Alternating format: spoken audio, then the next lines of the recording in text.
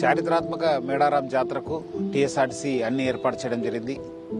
మనము గతంతో పోలిస్తే ఈసారి మనము దాదాపు 6,000 బస్సెస్ని మనము కేటాయించడం జరిగింది.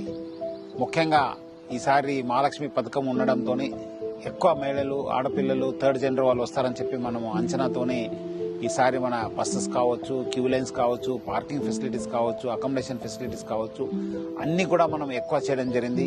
సో ప్రజలందరూ కూడా ఈసారి సమ్మక్క సారలమ్మ జాతరకు పెద్ద సంఖ్యలో వచ్చేసి ఆశీస్సుని పొందాలని చెప్పి కోరుతున్నాను. అదేవిధంగా అక్కడక్కడ కొన్ని బస్సెస్ మనము విడ్రా చేయడంతో కొంత బస్సెస్ కూడా తక్కువ ఉండొచ్చు. ప్రజలందరూ కూడా మా డ్రైవర్స్, కండక్టర్స్, మా సిబ్బందితో కూడా కోఆపరేట్ చేయాలని చెప్పి నేను మరి కోరుతున్నాను.